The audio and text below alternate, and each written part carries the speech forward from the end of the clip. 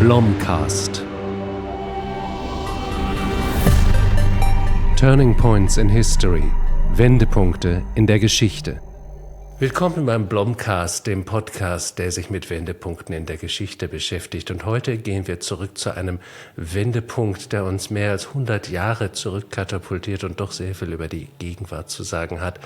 Die Rede ist von der russischen Revolution 1917 und um darüber zu sprechen, bin ich sehr froh, Ulrich Schmid bei mir zu begrüßen. Slawist, Professor an der Universität von St. Gallen und Autor vieler Bücher über Russland. Herr Schmid, guten Tag. Guten Tag. Herr Schmid, die russische Revolution liegt schon lange zurück und sie ist durch andere Regierungen längst ersetzt worden.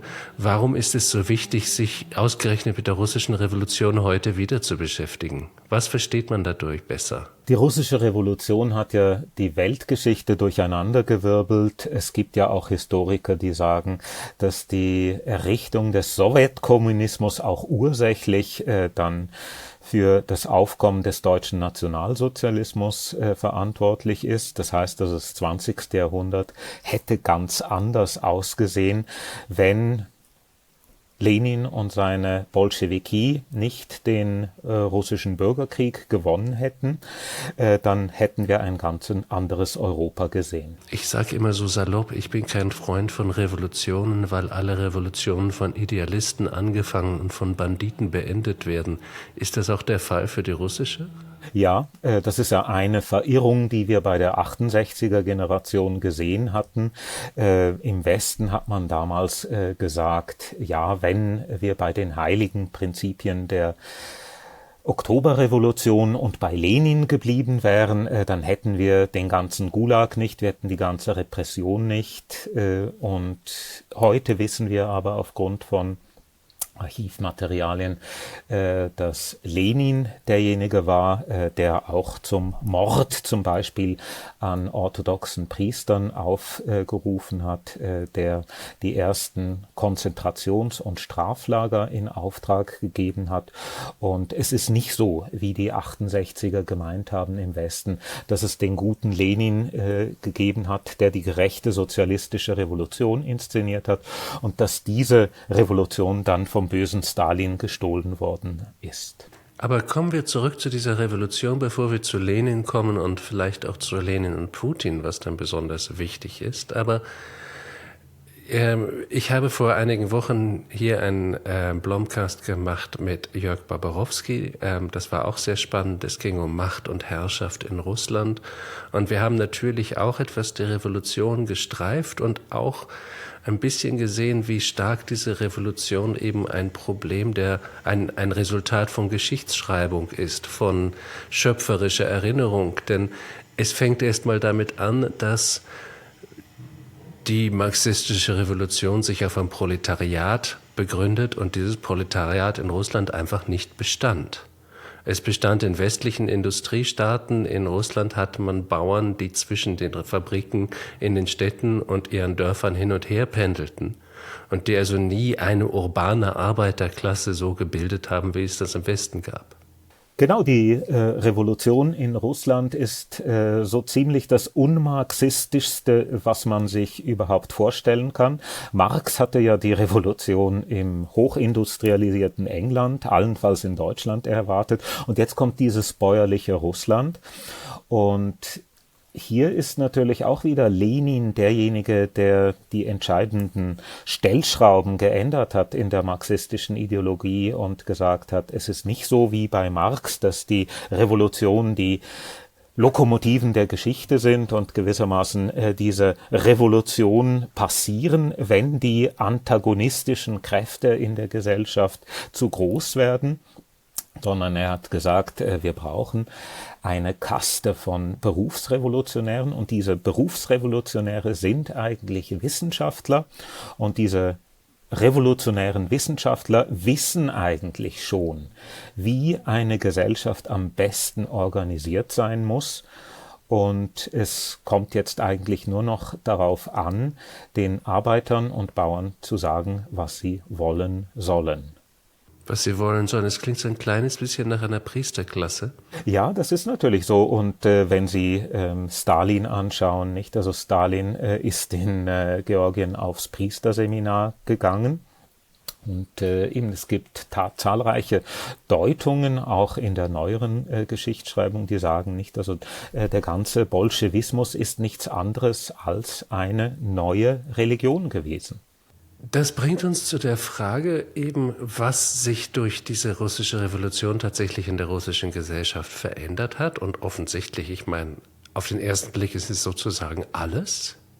Man sieht die Mordwellen, man sieht Bekämpfungen von Priestern, von Akademikern, von allen Leuten, die als bürgerlich galten. Man sieht die Immigrationswellen, man sieht die zerstörten Kirchen.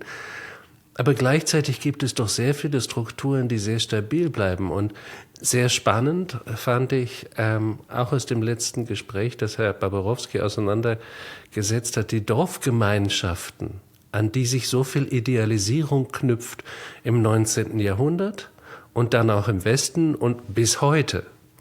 Die Tatsache, dass die russische Seele etwas Tiefes ist und das ganze Volk vereint und in Dorfgemeinschaften irgendwie mystisch zusammenbringt. Und er hat es zurückgeführt auf die kollektive Verantwortlichkeit der Leibeigenen für die zu erbringende Leistungen. Und wenn ein Bauer verschwand, denn administrativ war es schlecht zu kontrollieren, diese weit auseinander gelegenen Dörfern, also wenn einer weglief, dann mussten alle die Arbeit für ihn mitmachen. Das heißt, er hat gesagt, diese Dörfer haben sich in Mikrokosmen der Spionage verwandelt, in der jeder auf jeden aufgepasst hat. Und das zum Beispiel ist doch etwas, was in der kommunistischen Zeit nicht verloren gegangen ist, sondern eher verstärkt wurde. Ja, das ist natürlich so. Und eben es gab im ausgehenden 19. Jahrhundert eben eine sehr prominente Tradition der Idealisierung der Bauernschaft. Der vielleicht eben berühmteste Idealisierer war Leo Tolstoi, nicht, der ja selber in der Bauernkutte unterwegs war. Und mit der Jahrhundertwende kann man dann auch in der russischen Literatur beobachten, nicht? Also wie einzelne Autoren wie zum Beispiel Maxim Gorki oder der spätere Literaturnobelpreisträger Iwan Bunin ein sehr viel realistischeres Bild dieser Misere auf dem russischen Land geben, nicht? Also wo die Leute manchmal nicht wissen, was sie am nächsten Tag zu essen haben, wo es schmutzig ist, wo Gewalt, Trinkerei vorherrscht. Und eben das war ja dann auch das Material, aus denen die Revolutionäre rund um Lenin diesen neuen Menschen schaffen wollten. Man darf ja nicht vergessen, dass die gebildeten Schichten, wenn sie gut beraten waren, auch 1917 dann nach Europa emigriert sind. Da gibt es einige Zentren der Emigration, nicht? Also Berlin, Paris, Sofia, Belgrad. Und damals wusste man ja auch nicht, ob die Revolution überhaupt erfolgreich sein würde. Viele gingen davon aus, das ist eine Sache von 2-3 Jahren und dann können wir wieder zurückgehen, nicht? Also man hat heruntergeschaut auf diese schmutzigen Gestalten, die jetzt da im Rahmen oder im Namen der Revolution sich aufschwingen zu Herrschern. Vielleicht das deutlichste Zeugnis hat auch Iwan Bunin gegeben. Er hat ein Revolutionstagebuch geschrieben mit dem Titel Verfluchte Tage, in dem er, also auch nicht frei von Rassismus und Antisemitismus, die asiatische Fratze dieser Revolution beschrieben hat.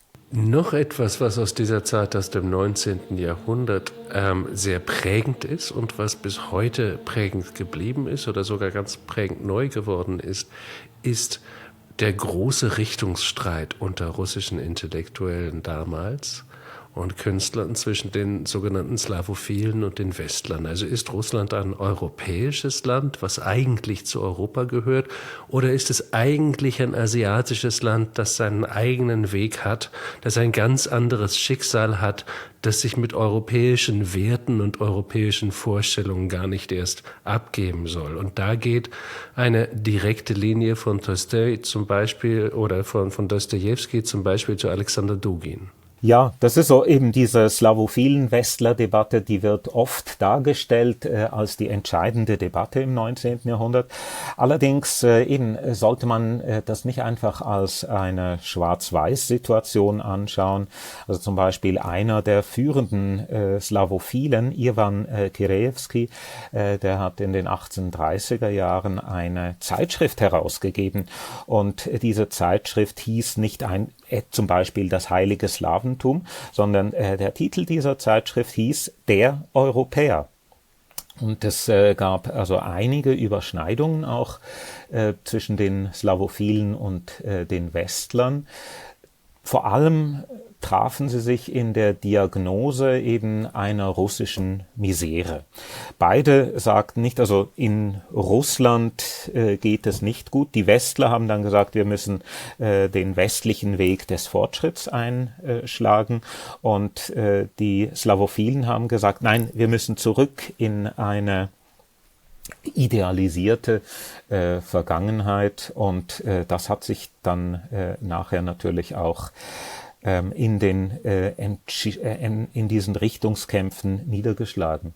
Und eben wenn wir jetzt in die Gegenwart springen, dieser Streit und vor allem auch die Ambivalenzen dieses Streites, die sieht man auch in den aktuellen Diskussionen. Nicht auf den ersten Blick ist ja auch Putin und das Putin-Regime, das sind Konservatisten und sie scheinen eigentlich bedingungslos dem slawophilen Lager zuzurechnen zu sein. Allerdings sollte man nicht vergessen, dass ja Putin bereits 1999 einen Artikel geschrieben hat, in dem er gesagt hat, nicht, also der Kommunismus ist eine Sackgasse gewesen und er ist tatsächlich auch einer, der gewissermaßen Russland in eine Modernisierungsdiktatur verwandeln will. Da gibt es eine ganze Reihe von Prestigeprojekten. Dazu gehört eben die neue Krimbrücke, die nach der Annexion der Krim eingerichtet wurde, aber auch eine entsprechende Brücke im fernen Osten. Die gesamte Rüstungsindustrie, die vorangetrieben wird. Russland will eigentlich eben im Glanz der Zukunft erstrahlen, schafft das aber nicht, eben weil gleichzeitig natürlich auch die Geschichte bis zum gewissen Grad angehalten wird von den Ideologen des Kremls. Und eben bei Dugin sieht man ja jetzt in jüngster Zeit, dass er seine Ansichten auch angepasst hat, nicht? Also Dugin war einer, der traditionell immer gesagt hat, Russland ist das heilige Russland, das eben nicht von Atomismus und Isolationismus der westlichen Gesellschaften und der Rolle des Individuums in den westlichen Gesellschaften geprägt ist, sondern wir haben diese höheren Werte, die uns radikal vom Westen unterscheiden. Und jetzt haben wir in letzter Zeit auch eine Annäherung gesehen, eine ideologische Annäherung auch von Ultranationalisten in Russland wie Dugin mit den Vereinigten Staaten. Ich meine, zwischen Figuren wie Alexander Dugin, der also ein wichtiger, sagen wir, ich meine, in Beschreibung wird immer so etwas gerungen. Er ist nicht der Staatsphilosoph und er ist auch sicherlich nicht der wichtigste Einflüsterer Putins, aber er ist doch sicherlich eine der wichtigsten Stimmen, die eine russische konservative, um nicht zu sagen reaktionäre Vision artikulieren und das sehr öffentlichkeitswirksam tun. Wie wichtig er vielleicht auch gesehen wird, kann man auch daran sehen, dass es einen Mordanschlag gab, dem seine Tochter zum Opfer gefallen ist, dem aber wahrscheinlich er zum Opfer, der aber wahrscheinlich für ihn gedacht war. Aber zwischen jemandem wie Alexander Dugin und einer amerikanischen Figur wie, jetzt ist mir natürlich der Name entfallen, der Herr mit den zwei Hemden, Steve Bannon. Ja, Steve Bannon, genau, ist dann nicht mehr so viel Unterschied. Und es ist auch beides begründet, einerseits in einem sehr rabiaten Realismus, aber auch in einer mystischen Überhöhung der eigenen Nation, in beiden Fällen. Ja, natürlich, eben, weil Bannon natürlich auch von einem amerikanischen Exzeptionalismus angetrieben ist Und auch ähnliche konservative Gesellschaftswerte vertritt eben wie der Ultranationalist Alexander Dugin. Und eben 2018 ist es sogar mal zu einem Geheimtreffen gekommen in Rom zwischen Dugin und Bannon. Und Bannon hat damals eigentlich versucht, Dugin klarzumachen, dass Amerika nicht der Feind Russland ist, sondern dass Russland und die USA eigentlich gewissermaßen einen konservativen Machtpol in dieser Welt bilden könnten. Das ist ihm ja sehr schön gelungen. Ja. Herr Schmidt, Sie sind Slawist. Sie haben sich seit langer Zeit schon mit russischer intellektueller und Ideengeschichte beschäftigt. Und Sie sind auch ein wacher, lebender und lesender Mensch. Wenn Ihnen jemand vor 10 Jahren gesagt hätte, dass bald Russland und die USA auf einer Seite stehen und beide einer konservativen Weltrevolution das Wort reden, wie hätten Sie reagiert? Ja, das Interessante ist, dass das, was wir heute beobachten, ja nicht absolut neu ist. Na, es ist es ja nie. Denken Sie zurück an 9/11. Nicht? Also da gab es plötzlich auch eine enorm schnell funktionierende Annäherung zwischen den USA und Russland. Putin war damals frisch gebackener Präsident in seiner allerersten Amtszeit. Und George W. Bush hatte mit 9/11 zu kämpfen. Vorher lagen die amerikanisch-russischen Beziehungen in Scherben, weil die Amerikaner natürlich das brutale Vorgehen der Russen in der Niederschlagung des tschetschenischen Aufstandes, wenn man so sagen will, kritisiert haben. Und plötzlich fand man sich unter dem Titel Terrorismusbekämpfung wieder. Nicht? Also plötzlich konnten die Russen den Amerikanern sagen, was ihr in Afghanistan macht, das ist eigentlich dasselbe, was wir in Tschetschenien machen. Und eben solche Annäherungen hat es eigentlich immer wieder mal gegeben in der Geschichte. Denken Sie zum Beispiel auch an den Vorstoß in den 50er Jahren, nicht? Also zunächst mal die Stalin-Note, wo Stalin eine deutsche Wiedervereinigung 1952 vorgeschlagen hatte. Oder, das ist wenig bekannt, das erste sowjetische NATO-Beitrittsgesuch aus dem Jahr 1954. Aus dem Jahr 1954? Jawohl, das ist eine interessante Episode. Molotow, der sowjetische Außenminister, hat damals vorgeschlagen, eben die Sowjetunion könnte ein NATO-Beitrittsgesuch stellen und hat das dann tatsächlich gemacht. Und aufgrund von Archivmaterialien wissen wir heute genau, was das Kalkül von Molotow war. Er hat gesagt, es gibt 2 Möglichkeiten. Entweder nehmen Sie uns auf und dann können wir die NATO gewissermaßen von innen unterwandern, oder sie nehmen uns nicht auf und dann können wir der Weltöffentlichkeit sagen, dass die NATO kein europäisches inklusives Sicherheitsprojekt ist, sondern gegen Russland und gegen die Sowjetunion gerichtet ist. Kein dummes Kalkül. Ja. Es hat genau funktioniert. Es hat wieder, also ich meine, diese Idee ist noch einmal aufgekommen, schon unter Putin. Ja, sogar Jelzin hatte ja 1991, als er direkt russischer Präsident wurde, gesagt, das ist Ziel Nummer 1 meiner persönlichen Agenda. Russland muss Mitglied der NATO werden. Das hat dann nicht geklappt, weil natürlich auch Jelzin eben diesen Tschetschenienkrieg, den ersten Tschetschenienkrieg 1996 vom Zaun gebrochen hat, weil er natürlich nicht wollte, dass mit der Russischen Föderation genau das passiert wie mit der Sowjetunion 1991, nämlich dass sie auseinanderbricht. Und später eben hat dann Putin tatsächlich auch im Jahr 2000 mal seine Fühler ausgestreckt und gefragt, ob denn aus westlicher Sicht ein russischer NATO-Beitritt denkbar wäre.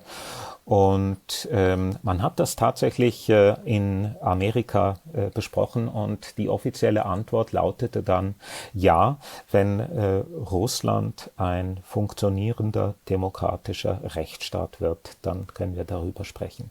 Das bringt mich zum Thema von einer Ihrer wissenschaftlichen Arbeiten, einer Ihrer Bücher.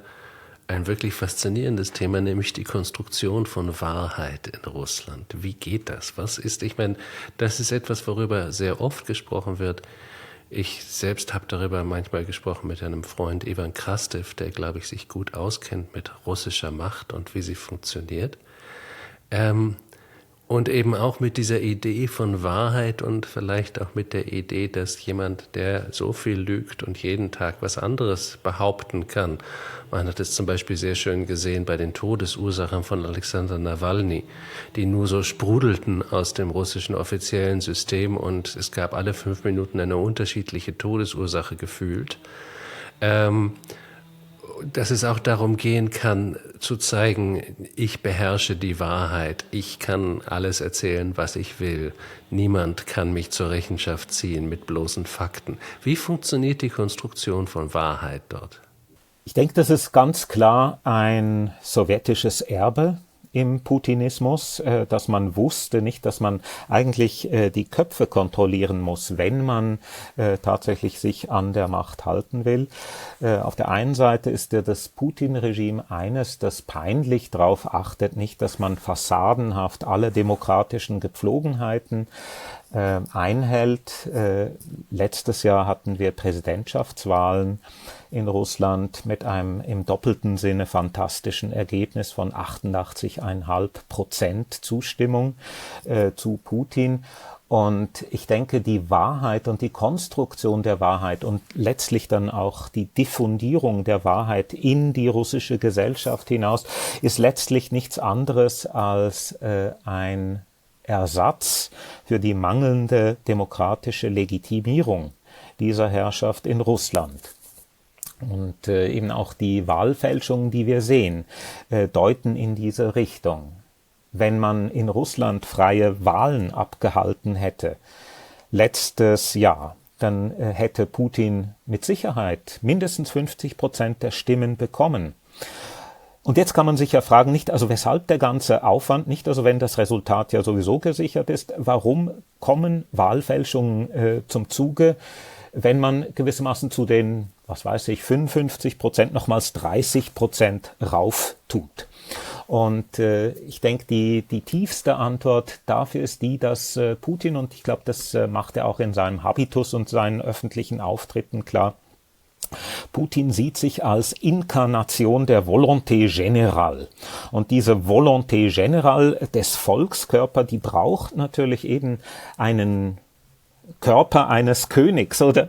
Packen wir sie kurz aus, die Volonté générale. Das ist eigentlich eine Idee, die von Rousseau stark gemacht wurde.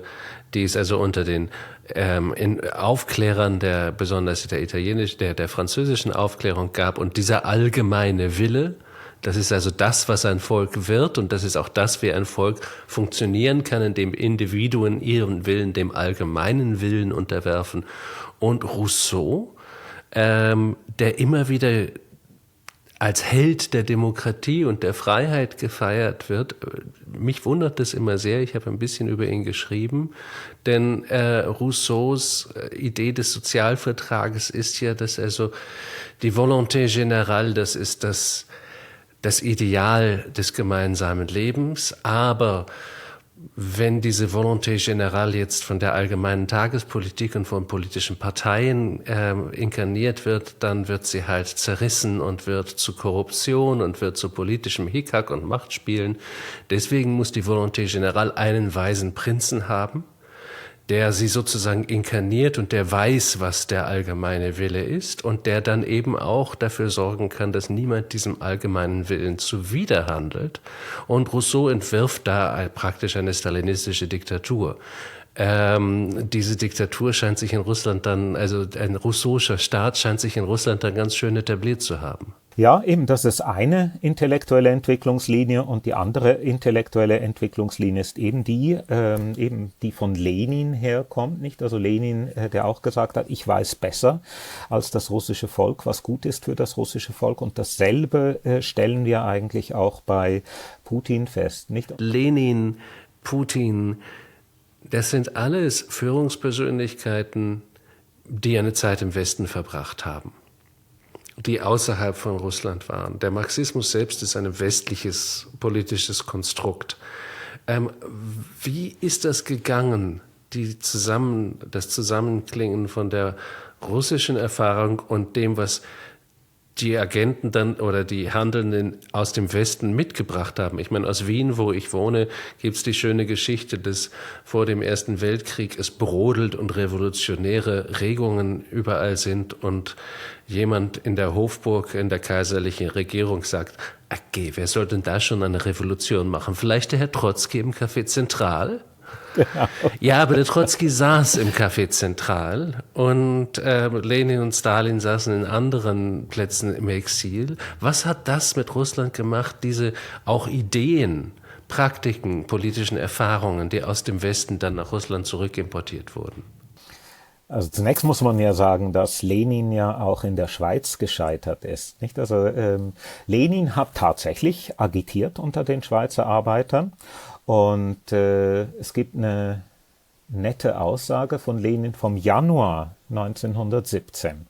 Also nur 9 Monate vor der Oktoberrevolution, wo er zu den Schweizer Arbeitern sagt, ihr seid alle glücklich, nicht? Ihr seid noch jung genug, ihr werdet möglicherweise eine sozialistische Revolution erleben. Ich werde das nicht mehr erleben. Und dann hat Lenin auch sich mit den Schweizer Sozialdemokraten kurzgeschlossen und hat dann auch zu den sozialdemokratischen Parteiführern gesagt, die Schweiz ist das revolutionärste Land der Welt. Warum?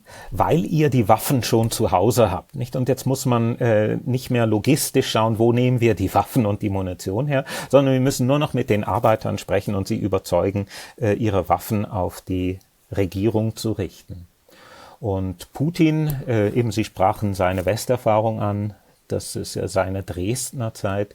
Und da gibt's tatsächlich auch diese Episode, nicht? Also, dass Putin genau in Dresden war, als die DDR-Staatsmacht zusammengebrochen ist.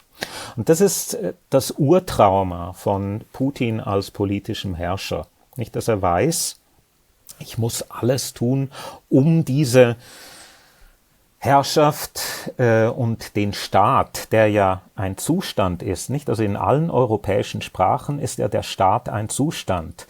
The state, l'État, lo Stato. Und Putin weiß genau, dass er diesen Zustand aufrechterhalten muss. Und alle seine Wahrheitstechniken sind natürlich da ein wichtiges Mittel dazu. Das ist faszinierend, dass Sie diese Parallele bringen, denn auch Macht ist ein Zustand. Auf alle Fälle. Macht ist nichts, was man hat. Macht ist etwas, was man erhalten muss, was man irgendwie dynamisch im Fluss halten muss. Es gibt viele Kommentatoren, die heute sagen, der Gaza-Krieg findet deswegen statt und dort werden deswegen täglich Menschen bombardiert, weil sonst die Macht der jetzigen israelischen Regierung zerfallen würde. Es gibt Ähnliches, was vielleicht für Putin und die Ukraine so ist, denn es braucht auch meistens ein Abenteuer irgendwo, um Aufmerksamkeit abzulenken.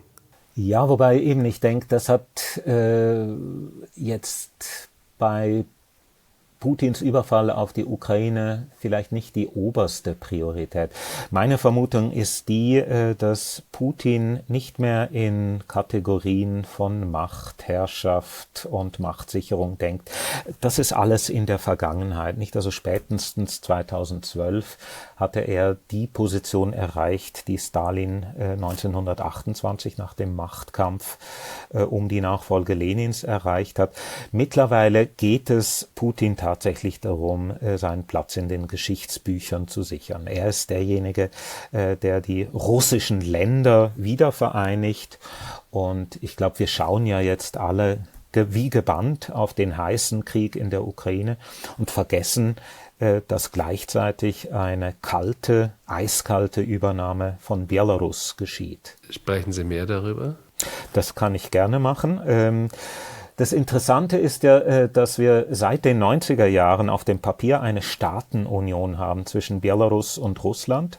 Und die Ironie der Geschichte besteht darin, dass es damals Lukaschenko war, der diese Staatenunion vorangetrieben hat, weil er auf das chaotische Jelzin Russland geschaut hat, nicht mit seiner Öffnung der öffentlichen Sphäre, mit den wirtschaftlichen Problemen, und er selber hat ja so ein anachronistisches neosowjetisches Gesellschaftsmodell in Belarus installiert und hat gewissermaßen gesagt, in Belarus überlebt der Sowjetkommunismus auch nach dem Ende der Sowjetunion, und er war überzeugt, dass Russland zusammenbrechen würde und dass in dieser Staatenunion er, Lukaschenko, dann gewissermaßen der allrussische Präsident werden würde. Er würde Russland übernehmen. Oh ja. Und das Ganze ist dann eben mit der Machtübernahme von Putin einfach stehen geblieben, totes Papier geblieben. So kann man sich irren. Und jetzt, seit den Präsidentschaftswahlen in Belarus im Sommer 2020, wo ja Lukaschenko sich kaum an der Macht halten konnte und eigentlich nur von Putins Gnadenseite reagiert, hat Putin den Spieß umgedreht, nicht? Und es gibt jetzt Integrationskapitel zwischen Russland und Belarus und im Prinzip versucht Russland eben nicht nur die Ukraine militärisch zu übernehmen, sondern Belarus auch bürokratisch zu übernehmen. Sie sagen, es sei auch Putins Traum, alte Größe wiederherzustellen. Ist das alte sowjetische Größe oder ist das zaristische Größe oder ist es vielleicht gar nicht wichtig und es geht einfach nur darum, sozusagen ein historisches Einflussgebiet wieder geltend zu machen? Es ist eine Mischung aus vielem. Ich habe jetzt gerade den neuesten Propagandafilm von Putin angeschaut, der ist letzte Woche rausgekommen. Der heißt Russland, Kreml, Putin, 25 Jahre. Auch hier sehen Sie schon im Titel, nicht? Also dieser alte Anspruch, ohne Putin gibt es kein Russland und es gibt eigentlich keine Alternative zu Putin. Und dieser Dokumentarfilm ist hauptsächlich im Kremlpalast gefilmt. Und sehr oft rückt die Kamera das Bild von Alexander III. Im Hintergrund ins Bild. Und Alexander III. Ist Putins Lieblingszar. Putin verachtet ja den letzten Zaren, Nikolaus II., weil der gewissermaßen für den Zerfall des großen Zarenreiches verantwortlich ist und es nicht geschafft hat, dieses Reich zusammenzuhalten. Alexander III. Hat mit eiserner Faust regiert und von ihm gibt's ein Zitat, das Putin sehr gefällt, und dieses Zitat lautet: Russland hat nur zwei Verbündete, die Armee und die Flotte. Und das ist eben diese Obsession mit einer unbeschränkten Souveränität, und Russland will gar keine Koalitionen eingehen mit anderen Staaten, weil man das eigentlich als eine Beeinträchtigung der eigenen Souveränität anschaut. Nun ist es doch faszinierend, und hier ist wieder die Frage von Wendepunkt oder Kontinuität. Wir kennen diese Gedanken sehr stark aus dem Zarenreich, der russischen Größe, des russischen Schicksals, der Vorsehung, einer besonderen russischen Rolle in der Geschichte, vielleicht des vierten Roms, aber auf jeden Fall diese große Idee des großen historischen Schicksals. Dann kommt die Revolution und wäscht eigentlich diese Gedanken eines russischen alleinigen Sonderweges weg, denn es ist jetzt wissenschaftlicher Sozialismus, der im Prinzip auf alles anzuwenden ist. Was ist passiert mit diesen Ideen in der Zwischenzeit und wie konnten sie so schnell sich wieder so stark machen? Ja, dieser russische Sonderweg ist tatsächlich etwas, was jetzt auch von der konservativen Presse immer wieder hervorgehoben wird. Das findet auch immer wieder Eingang in Putins Reden zur Lage der Nation, dem er sagt, nicht, also anders als im Westen haben wir hier eben auch höhere Werte, nicht? Also für uns sind Familie, Vaterland, Gott, diese ganze konservative Trias spielt eine Rolle. Und Putin hat auch sichergestellt, dass diese Werte in die russische Verfassung reingeschrieben wurden, in der Verfassungsreform von 2020. Und das Interessante ist, dass man dadurch jetzt nicht neue Klarheit gefunden hat, sondern eine neue Widersprüchlichkeit geschaffen hat. Eine der Erfahrungen der Urfassung der geltenden Verfassung von 1993 ist Artikel 13 und in Artikel 13 der russischen Verfassung steht, dass die russische Föderation keine Staatsideologie haben darf. Das ist natürlich ganz klar eine Reaktion auf die Sowjetzeit. In allen sowjetischen Verfassungen stand drin eben die führende Rolle der Kommunistischen Partei der Sowjetunion. Und das war gewissermaßen die ideologische Definition des Staates. Und jetzt plötzlich eben haben wir im neuen Artikel 67.1, der erst 2020 durch die Verfassungsreform in die Verfassung aufgenommen worden ist, alle diese patriotischen Werte in der Verfassung drin. Nicht? Und jetzt haben Sie plötzlich diesen Gegensatz, diesen Widerspruch zwischen Artikel 13, der eine Staatsideologie verbietet, und Artikel 67.1, der im Detail ausbuchstabiert, ja, was denn jetzt eben die tragenden ideologischen Stützen Russlands sind. Irgendein kluger Mensch hat mal gesagt, das, was als Tragödie kommt in der Geschichte, das kommt als Farce zurück. In Russland ist das in einer Namensgleichheit zu sehen, und dieser Name ist Wladimir Solowjow.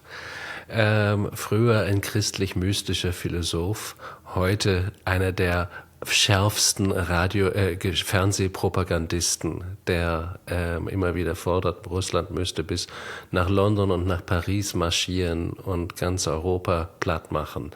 Der russische Sonderweg scheint sich auf seltsamen Abwegen zu befinden. Es ist natürlich so, dass Russland auch den gloriosen Zeiten nachtrauert, nicht? Also nach dem Wiener Kongress 1815 bis zum Krimkrieg 1853 war Russland eigentlich die Führungsmacht in Europa, hat ja sogar auch dem jungen Kaiser Franz Josef von Österreich geholfen, den ungarischen Aufstand 1849 niederzuschlagen, und eben die russische Armee in Paris, die russische Armee, die tatsächlich alles bewerkstelligen kann, was sie will. Das sind natürlich Fantasien, die es nach wie vor gibt, und eben im Prinzip, ich sage immer nicht, also es gibt ja oft Leute, die vergleichen Putin mit Hitler. Ich glaube, das ist nicht der richtige Vergleich. Der richtige Vergleich ist, wenn man Putin mit Bismarck vergleicht. Denn auch Bismarck hat ja versucht, Deutschland in eine Position der Stärke zu bringen, und Bismarck hat ja auch explizit gesagt, es soll keine weltpolitische Entscheidung geben, bei der Deutschland nicht berücksichtigt wird. Und genau dasselbe ist auch der deklarierte Wille von Putin und auch seinem Außenminister Lavrov, der sagt nicht, also es soll keine weltpolitische Entscheidung geben, in der Russland nicht konsultiert worden ist. Nicht? Und eben Bismarck hat natürlich auch, wie Russland, Kriege vom Zaun gebrochen. Es gibt auch die deutsche Krim, nicht? Also wenn Sie an Elsass-Lothringen denken, nicht, das 1871 dann für knapp 50 Jahre deutsch geworden ist. Und auch diese ganze, ja, das Zuschneiden der gesamten deutschen Innen- und Außenpolitik auf eine Person, das erinnert sehr stark an die Position, die Putin heute in Russland hat. Ich versuche das gerade weiterzudenken, diese Idee mit Bismarck als Vergleichsgröße für Putin. Und es geht um eine gewisse aggressive nationale Größe, die da hergestellt wird. Aber es geht auch besonders, es ging bei Bismarck und beim Deutschen Reich auch besonders um ein Gefühl der Demütigung. Es gab das Gefühl, dass die kulturelle Größe der deutschen Kultur und die aufsteigende Größe der deutschen Industrie eben der fehlenden Bedeutung, der fehlenden internationalen Bedeutung Deutschlands nicht angemessen war, dass Deutschland zu wenige Kolonien hatte im Gegensatz zu anderen Mächten etc. Das heißt, Deutschland war der letzte Aufholer, der Nachzügler und war gedemütigt unter den großen Mächten. Und heute haben wir ein Russland, das den Anspruch hat, eine weltführende Macht zu sein, aber ein Bruttosozialprodukt hat das, glaube ich, so groß ist wie das der Schweiz etwa. Nee, ein bisschen größer, ist so groß wie Texas oder Spanien. Ja, so groß wie Texas oder Spanien oder so groß wie Los Angeles, glaube ich. Aber auf jeden Fall also natürlich sozusagen eine wirtschaftliche Macht, die dem nicht äquivalent ist. Und deswegen scheint es auch eine Ambition zu sein, die schwer einzulösen ist. Ja, also viele Beobachter nennen hier eben auch das Ressentiment als entscheidende Triebfeder. Und ich denke eben, was Deutschland im 19. Jahrhundert und Russland im 20. Jahrhundert auch eint, ist die Tatsache nicht, also dass die Deutschen und die Russen kein eigenes Nationalprojekt hatten, nicht? Also wie die Franzosen und die Briten. Deutschland war zerstückelt in Fürstentümer und Königreiche und erst 1871 ist es dann zur kleindeutschen Lösung gekommen, nicht? Also die Bismarck ja auch durch Kriege herbeigezwungen hat. Und in Russland haben sie auch die Tragödie, dass Russland nie einen eigenen Nationalstaat hatte. Der Staat, in dem die russische Nation gelebt hat, war entweder kleiner oder größer als die russische Nation, nicht? Also nehmen Sie die Moskauer Fürstentümer im Mittelalter, dann eben das Zarenreich, da waren nur etwa 70% der Bewohner waren Russen und das hat sich dann noch einmal verändert in der Sowjetunion, wo die nicht-russische Bevölkerung nochmals dominant geworden ist.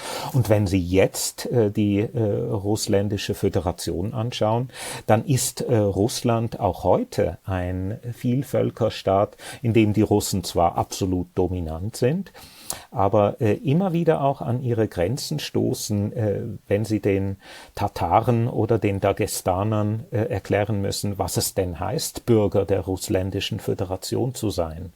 Sie sagen, es gibt kein klares Nationalprojekt, was eigentlich überraschend ist.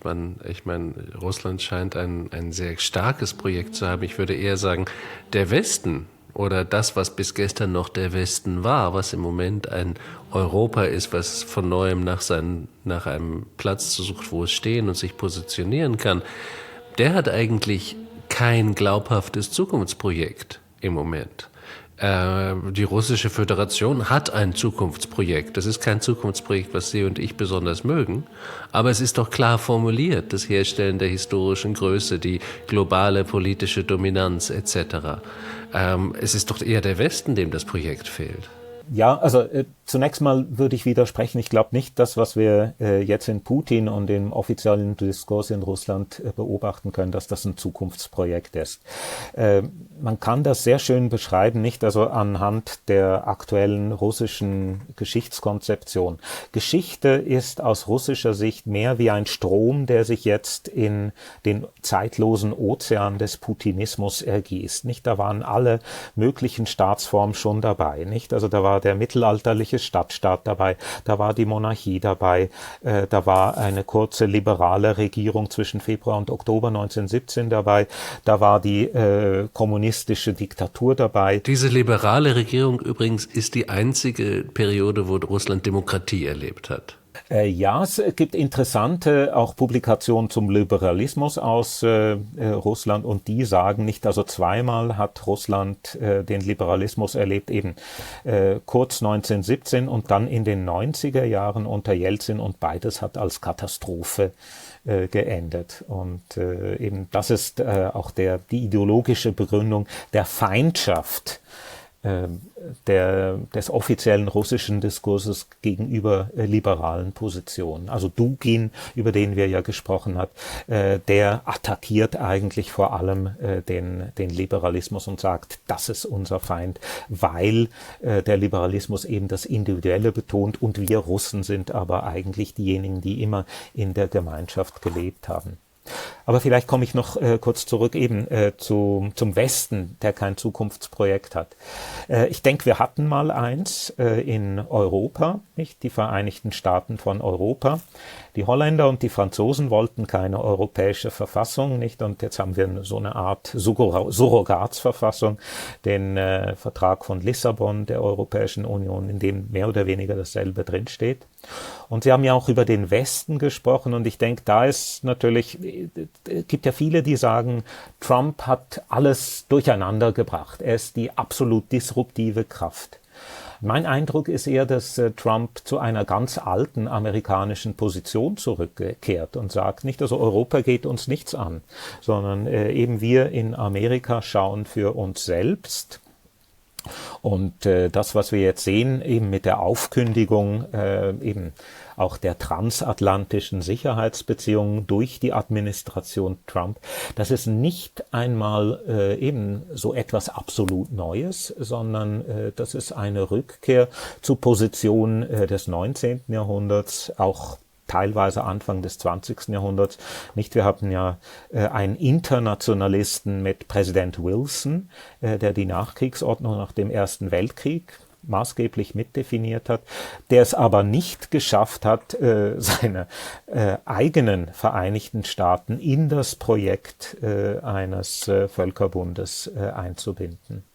Was hat Putin von Lenin gelernt und welche Rolle spielt die Postmoderne dabei? Also zunächst mal muss man sagen, dass Putins Verhältnis zu Lenin ein höchst ambivalentes ist. Putin hat Lenin immer wieder dafür kritisiert, dass er den Sowjetföderalismus eingeführt hat. Nicht? Also dass die Sowjetunion als Föderation von sozialistischen Sowjetrepubliken entstanden ist, war Lenins Projekt, das Lenin schon krank gegenüber Stalin durchgesetzt hatte, der einen Einheitsstaat wollte. Und Putin wäre natürlich auf Stalins Seite gewesen.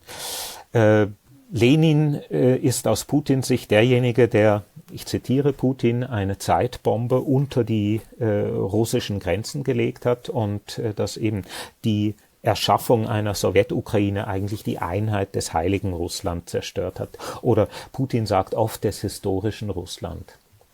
Was Putin gelernt hat von Lenin ist, dass man entschlossen vorgehen muss, dass man seine Gegner vernichten muss, auch physisch vernichten muss.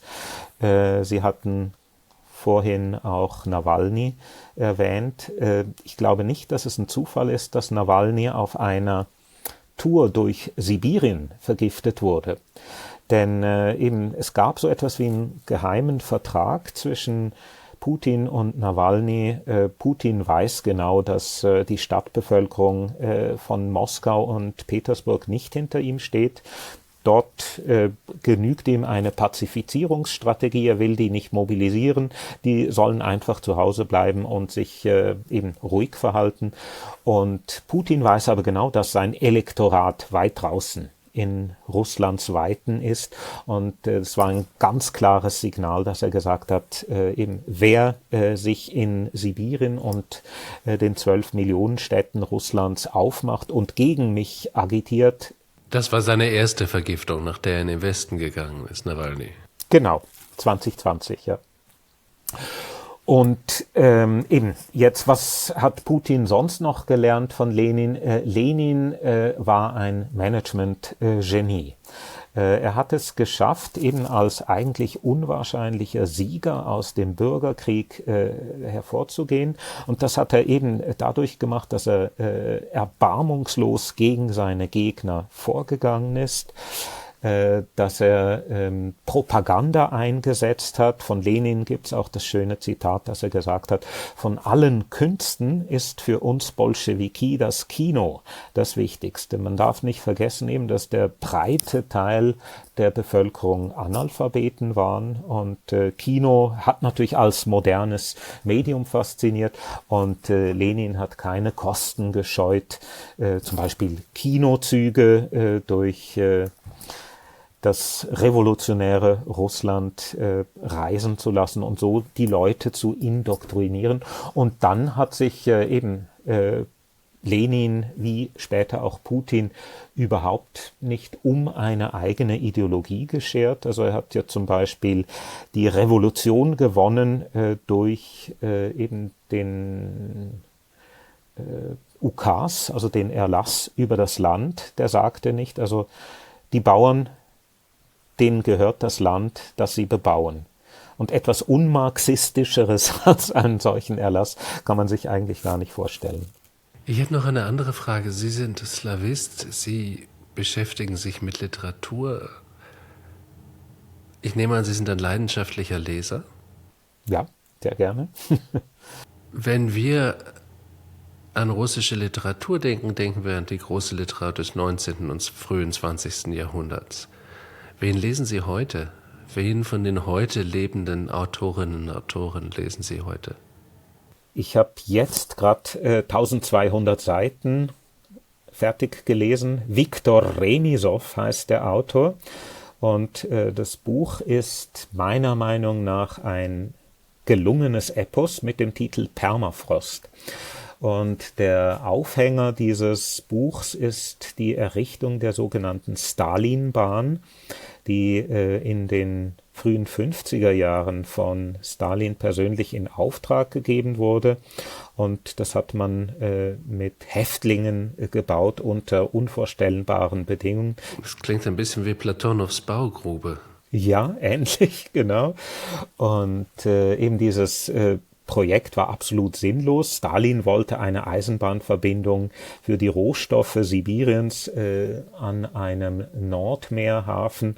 Und eben erstens mal war dieser Nordmeerhafen nur ganz kurz eisfrei. Zweitens hat sich herausgestellt, dass die Bucht im Nordmeer viel zu seicht war, als dass man dort tatsächlich hätte große Lastschiffe anlegen lassen können.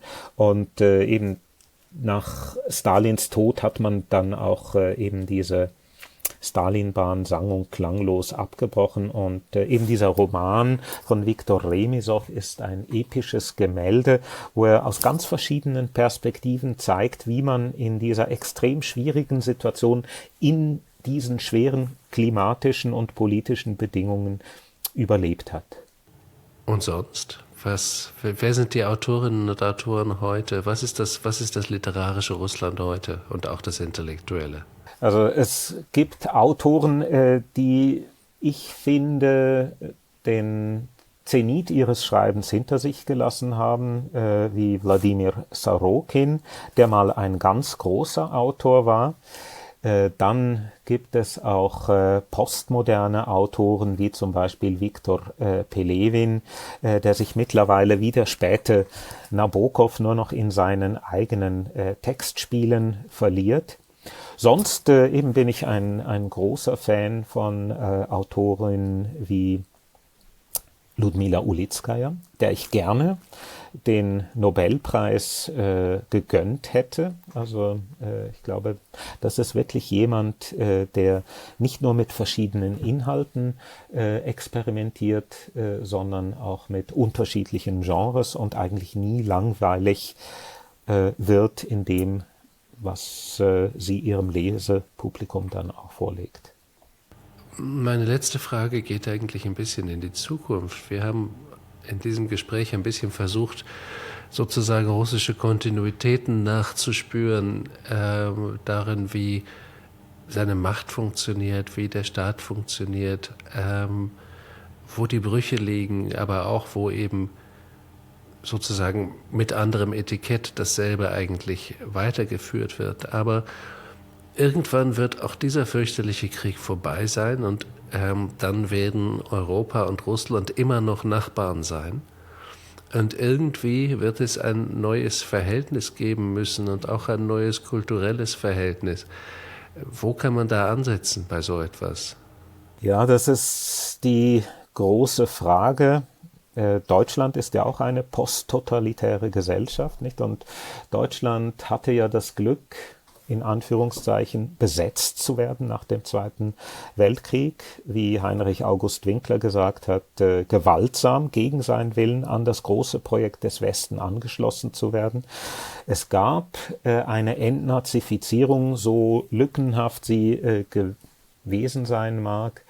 Und selbst eben, wenn dieser Krieg jetzt mit etwas ausgeht, was man als eine relative Niederlage Russlands bezeichnen könnte, dass möglicherweise dieser Krieg eingefroren wird, kann keine Rede davon sein, dass die russische Gesellschaft in absehbarer Zukunft irgendwie mal dazu veranlasst sein könnte, sich kritisch Gedanken zu machen über das, was denn überhaupt passiert ist und wie ein System wie das von Putin sich überhaupt etablieren konnte. Wir sprachen über Wahrheit vorhin.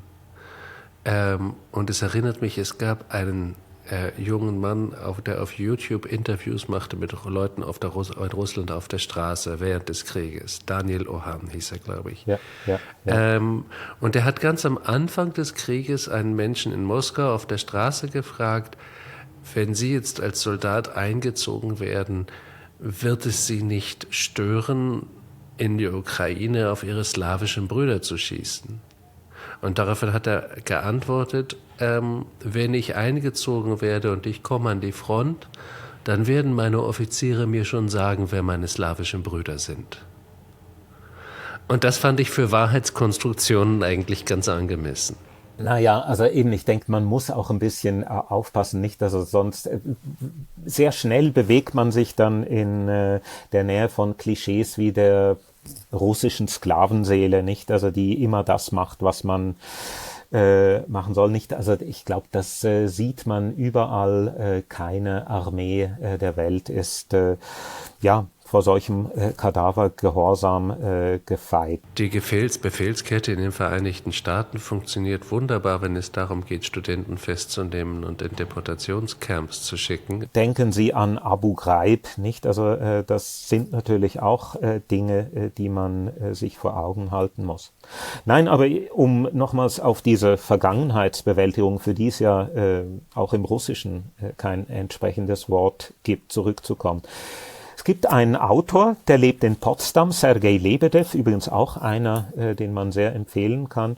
Und er hat sich genau diesem Projekt verschrieben und hat gesagt, Russland kann nicht ein demokratischer Rechtsstaat werden, die Gesellschaft kann nicht zu einer Zivilgesellschaft werden, wenn nicht die sowjetischen Verbrechen aufgearbeitet werden und wenn auch nicht die Verbrechen des Putinismus aufgearbeitet werden. Und im Moment deutet natürlich nichts darauf hin, die Institutionen sind zerschlagen, Memorial ist zerschlagen. Also die Organisation, die sich mit der Aufarbeitung der stalinistischen Verbrechen beschäftigt hatte. Genau, und denken Sie daran, zum Beispiel die vom Deutschen Auswärtigen Amt finanzierte Deutsche Gesellschaft für Osteuropakunde ist eben auch im vergangenen Jahr zu einer extremistischen Organisation erklärt worden. Das heißt also mittlerweile versucht man in Russland nicht nur den Diskurs innerhalb Russlands, sondern auch außerhalb Russlands, über Russland zu kontrollieren. Die Geschichte, die in Russland erzählt wird, ist selbstverständlich eine ganz andere. Dort geht es darum, Demokratie zu bewahren, Extremismus zu bekämpfen, Nazis zu bekämpfen. Das sind alles schöne Dinge, denen wir eigentlich zustimmen könnten. Aber ich finde es sehr spannend und sehr wichtig, was Sie sagen. Unter welchen Umständen kann eine Gesellschaft es schaffen, mit ihrer eigenen Vergangenheit sich auseinanderzusetzen? Braucht es dafür eine Niederlage tatsächlich? Braucht es dafür so einen Nullpunkt, wie Deutschland ihn zum Beispiel oder auch Japan ihn erlebt hat nach dem Zweiten Weltkrieg? Ist das notwendig? Da gibt es ein ausgezeichnetes Buch eines russischen Philosophen und Historikers, Nikolai Eple, ist jetzt auch auf Deutsch erschienen, wo er Wahrheitskommissionen untersucht in ganz verschiedenen posttotalitären Gesellschaften. Eben, da sind nicht nur Deutschland und Japan dabei, sondern natürlich auch die lateinamerikanischen Diktaturen, Südafrika. Genau, und eben ist interessant, er macht dann das ganze Spektrum auf, nicht? Also von den Deutschen, eben die gewissermaßen gezwungen wurden, sich mit der eigenen Vergangenheit auseinanderzusetzen, die Japaner, die Niederlage umarmt haben und eigentlich sich den fremden Standpunkt zu 100% zu eigen gemacht haben, verinnerlicht haben.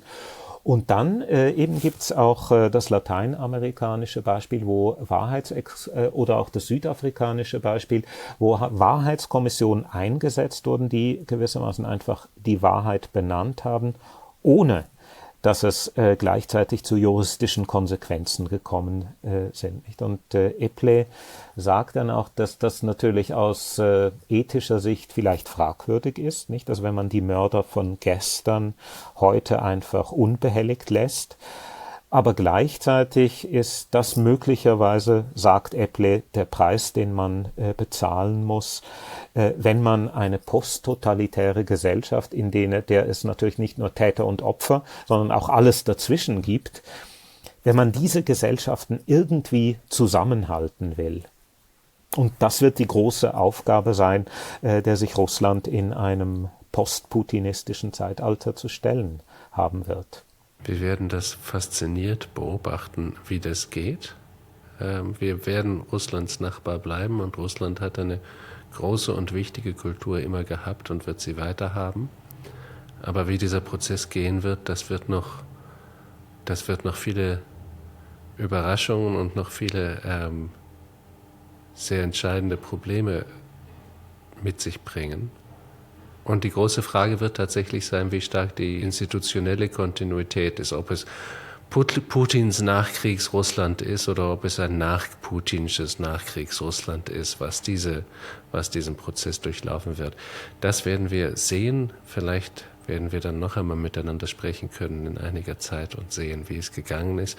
Für heute, Ulrich Schmid, danke ich Ihnen herzlich, dass Sie mein Gesprächspartner im Blomcast waren. Und ich danke Ihnen, dass Sie uns zugehört haben. Dies war noch eine Episode des Blomcasts. Sie können mir helfen. Sie können abonnieren. Sie können das Ganze liken. Das hilft mit den Algorithmen. Sie wissen schon, langweilig, aber trotzdem effektiv. In diesem Sinne, alles andere als langweilig und wie effektiv, das weiß ich nicht. Dies war der Blomcast. Bis zum nächsten Mal. Auf Wiederhören.